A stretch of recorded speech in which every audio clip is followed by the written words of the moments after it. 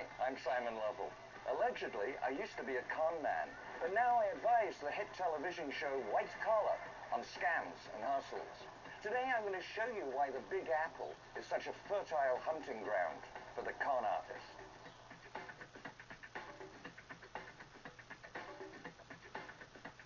In one of my favorite episodes of White Collar, the flashback episode, we feature an age-old scam, three-card Monty. The game, of course, is alarmingly simplistic.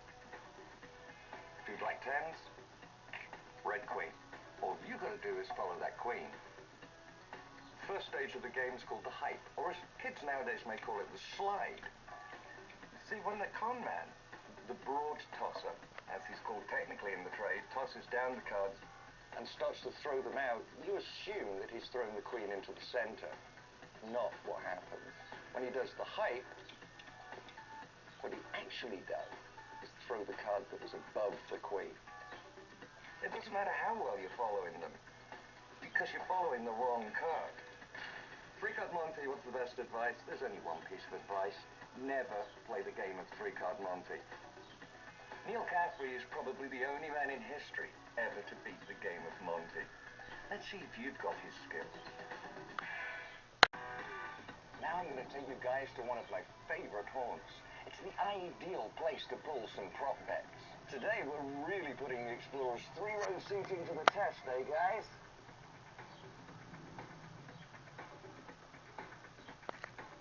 A proposition bet is essentially me betting you I can do something that you think is impossible.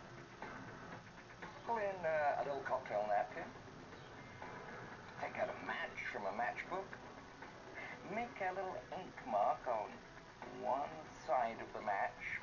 Start throwing the match up and down on the bar. Make hieroglyphics on your cocktail napkin. Little notes and squiggles and things until somebody asks you, what are you doing? The whole con is the hook, the line, and the sink. You explain to them that you're trying to work out if the weight of the ink on one side of the match would affect the 50-50 throw of which side of the match comes up. That ink is not going to affect that throw. But then comes the line, which is where you start betting on it. It may be for quarters, maybe for dollars. And that's when you explain to them the sink. You explain that you once knew a man who could throw a match in the air and make it land on its edge. And I think I can do it. And I'm prepared to bet you right now. Here's how it's done.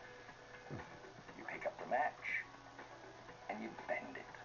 See, now when I throw that match out on the bar, the only way that match can land is on its edge. And you've just learned a great little bet here, but you've paid for the privilege.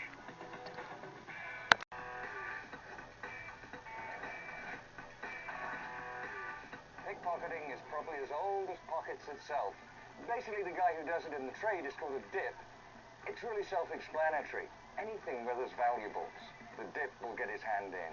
See, where we're sitting now, a park is ideal because people are wandering aimlessly about, relaxing, senses are down, vulnerable.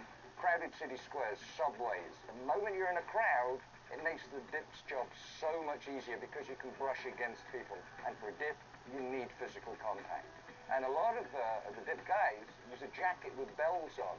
The idea being to try and take things out of the pockets without the bells ringing.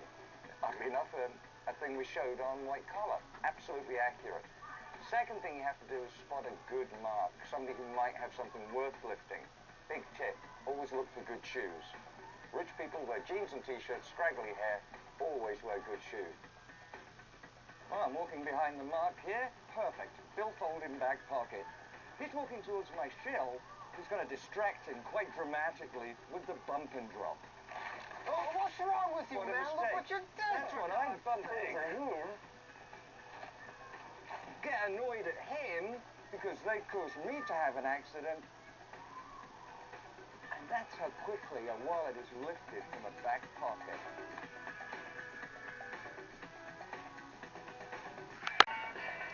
So we come to the end of my little masterclass in how not to fall prey to the con man. Hey, and if you haven't done so already, you should take the Explorer tour of New York City from the other side of the law. Keep your eyes peeled. Good luck.